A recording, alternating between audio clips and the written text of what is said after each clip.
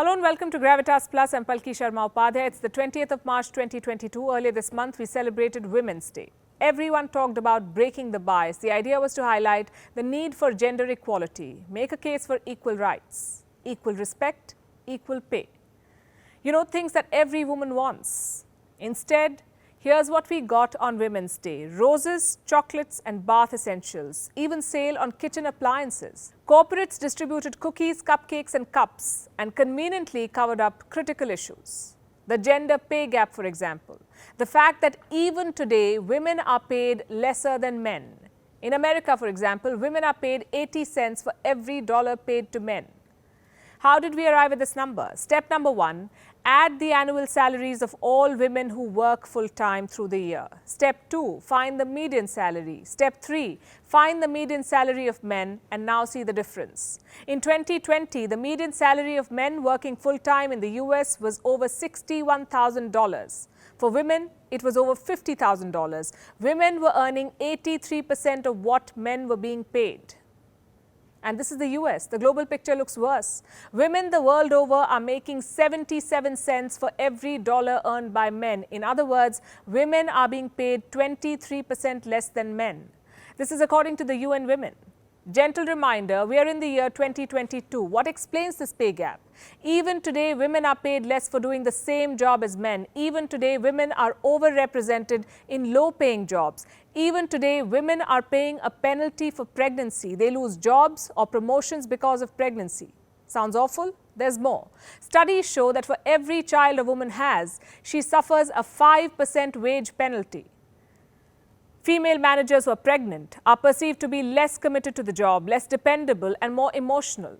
Even today, it is difficult for a woman to re-enter the workforce after giving birth. They're paying a motherhood penalty.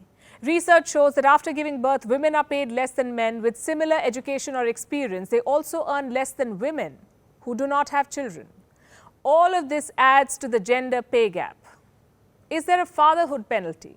The opposite. Men, in fact, are paid more after becoming fathers. Why? Because they're supposed to support their family. What about support for women? 66% of workplaces do not even offer any form of help for women fighting menopause symptoms.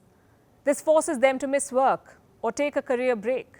Again, this adds to the gender pay gap, also to the power imbalance. Why are women still scarcely represented in positions of power? Women represent only 26.1% of parliament seats in 156 countries. Only 22.6% of ministers are women. In 81 countries, there has never been a woman head of state. The World Economic Forum estimates that it will take more than 145 years to attain gender equality in politics. Were you told any of this on Women's Day? Gender pay gap translates to social injustice, and I'll tell you why. One, it sets the wrong trend. It normalizes settling for less and villainizes women who ask for their rights. A 2007 study found that male employers are less likely to hire a woman who negotiates about salary. Such women are perceived as demanding.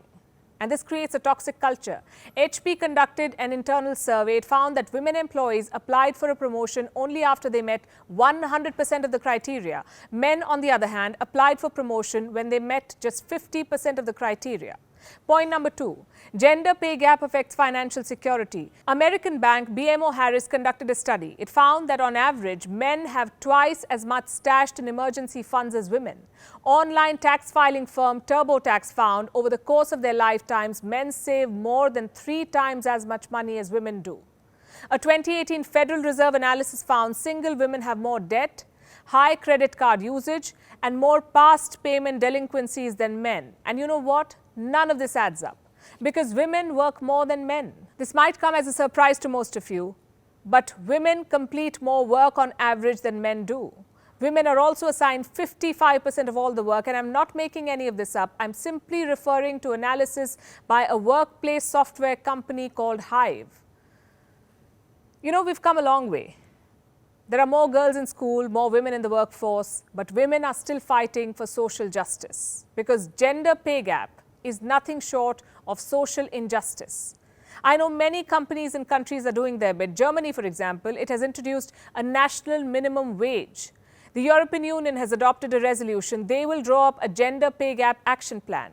Today, Iceland is the world's most gender-equal country, followed by Finland, Norway, New Zealand, Sweden, Namibia, Rwanda, Lithuania, Ireland and Switzerland. And even in these countries, women are not paid at par with men. It's just that the pay gap here is lesser.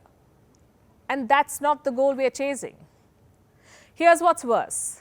The little progress that was made over the years has been reversed by the Wuhan virus pandemic. More women have had to quit their jobs than men to provide care at home.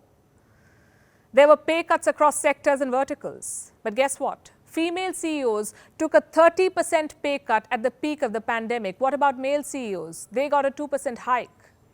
The World Economic Forum says that at this rate, it will take 135.6 years to close this gender pay gap. 135.6 years. So this is the situation you and I are dealing with. How do we fix it? Well, if you're an employee, start by speaking up for your rights. Demand what you deserve. Have you heard of the sitcom called The Big Bang Theory? The female cast was paid 1/5 of what the men earned. In 2017, the men were making $1 million per episode. The women, just $200,000. So they decided to protest. In October 2016, women in Iceland left their offices at 2:38 p.m. 14% earlier in the day than their male colleagues. Why 14%? Because they were protesting a 14% gender pay gap. In November 2016, women in France left work at 4:34 p.m.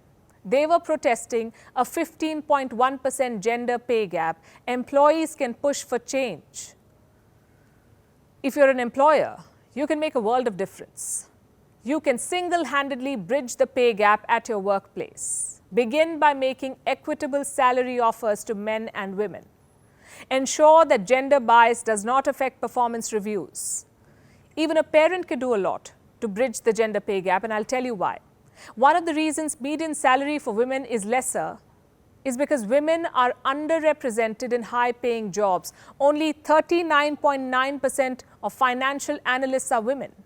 Only 7.8% of aerospace engineers are women. In America, for example, orthopedic surgeon is the highest paying job, with an annual compensation of around $450,000.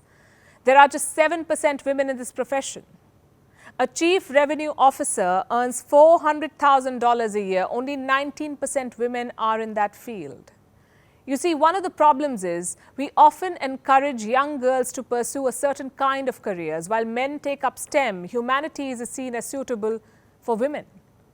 At costume parties, young girls are often princesses, young boys are astronauts. At birthday parties, girls are given Barbies, boys, robots and Legos. Yes, we give them choice, but we also shape their choice by these biases we unwittingly foster. These biases then shape our society. I'll give you a situation some of you may be able to relate to. Say a husband has a job offer from a different city or country. Often the wife gives up her job and relocates too. The husband's career is prioritized. Why? Because normally he's the one who's earning more. So sacrificing the wife's career and prioritizing the husband's career is considered the practical thing to do. Life decisions like these contribute to gender pay gap. In the new city, the woman is often forced to settle for part-time jobs. In Europe, for example, almost a third of women work part-time. Only 8% men work part-time. Women also spend more time in unpaid roles like caregiving. In Europe, women spend 8 hours per week in caregiving. Women are also more likely to take career breaks because of caregiving responsibilities. So here's what all of this comes down to. Even in 2022, women face discrimination. Even today, women are not equal at work. Even today, 113 countries do not have laws to ensure equal pay for equal work. 104 countries make certain jobs off limits for women.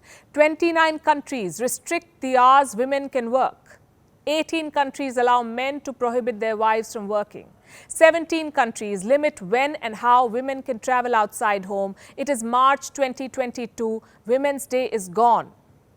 But performance reviews and appraisals are still pending. Dear employers, here's your chance at redemption. Give women their right to equality and equal pay.